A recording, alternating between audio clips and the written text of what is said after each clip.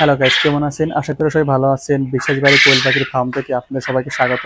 বন্ধুরা, অবশেষে feed change না করে পারলাম না, কারণ মানে ফিটে যে আমি একটা সমস্যার মধ্যে ছিলাম, সেই সমস্যাটা আজকে অনেকদিন পর সমাধান করলাম। তো আপনারা পুরো ভিডিওটা দেখতে দেখতে থাকুন।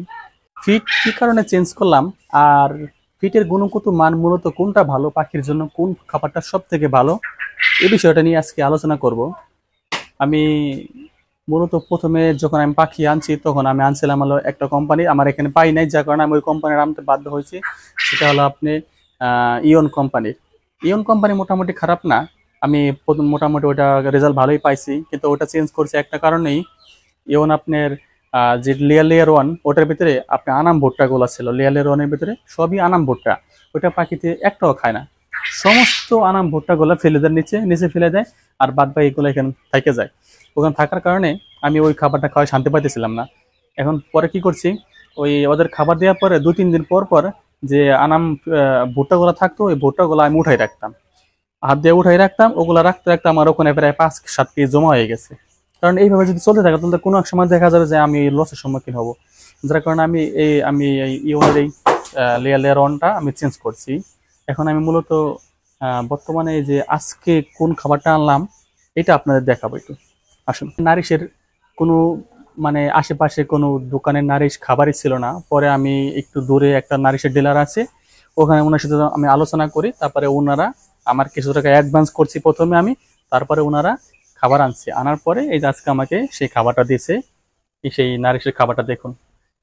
এটা হলো এই নারিশের লেয়ার লেয়ার অন 25 কেজির বস্তা। এই খাবারটা গুণগত মান ভালো, সবাই বলে। আমি মানে অনেকদিন যাবত শুনতেছি এই খাবারটা গুণগত মান ভালো। এই 25 কেজির বস্তা নারিশ কোয়েল লেয়ার ফিট।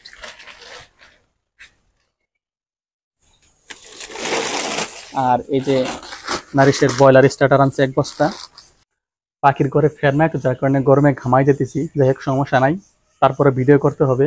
এখন আপনি এই যে নারিশের লেয়ার লেয়ার অন আনছি, আর লেয়ার লেয়ার অনের পাশাপাশি ব্রয়লার স্টার্টার আনছি। ব্রয়লার স্টার্টার আনার কারণ হলো যে এই লেয়ার লেয়ার অনের সাথে আমি যদি এটা 70% আর এটা 30%, যদি আমি এইভাবে যদি মিক্স করে সারা বছর খাওয়াই, সবসময় খাওয়াই, তাহলে পাখির গ্রোথটা ভালো থাকবে, এবং আপনার ডিমের প্রোডাকশনটা সারা বছরই ভালো থাকবে। এটা কখনো সমস্যা হবে না, 100%। আর এই আপনার এই খাবারটা একটু দেখুন।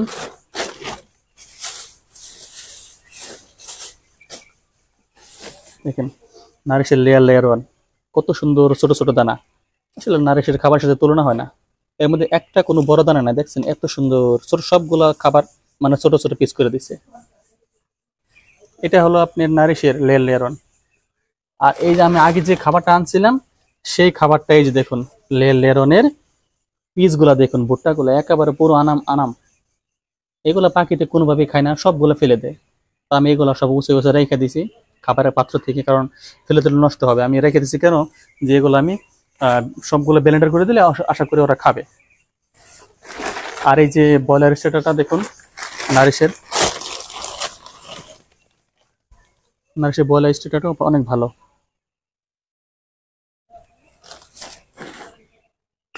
এবার নারিশ ফিটের দামটা আপনাদেরকে একটু বলি, কারণ যেটা শোনার জন্য অবশ্যই সবাই অপেক্ষা আছেন। এই নারিশ লেয়ার লেয়ার অন, যেটা 25 কেজির বস্তা, এটা নিচে আমার কাছ থেকে 1440 টাকা।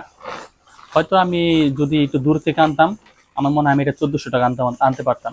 তারপর আমি 40 টাকা বস্তায় বেশি দাম আনছি, কারণ হলো যে আমার লাগবে। আর যে আছে ব্রয়লার স্টার্টার, এটা নিচে আমার কাছ থেকে 2800 টাকা।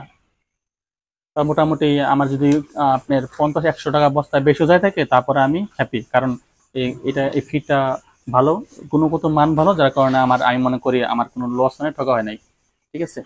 তো আপনারা চেষ্টা করবেন সবসময় পাখিকে ভালো কোম্পানি ফিড খাওয়ানোর, বিশেষ করে আপনার এই ইওন, তারপর A1, তারপর RRP, তারপর এই নারিশের এই সমস্ত কোম্পানির ফিডগুলো খাওয়াইতে পারলে ভালো।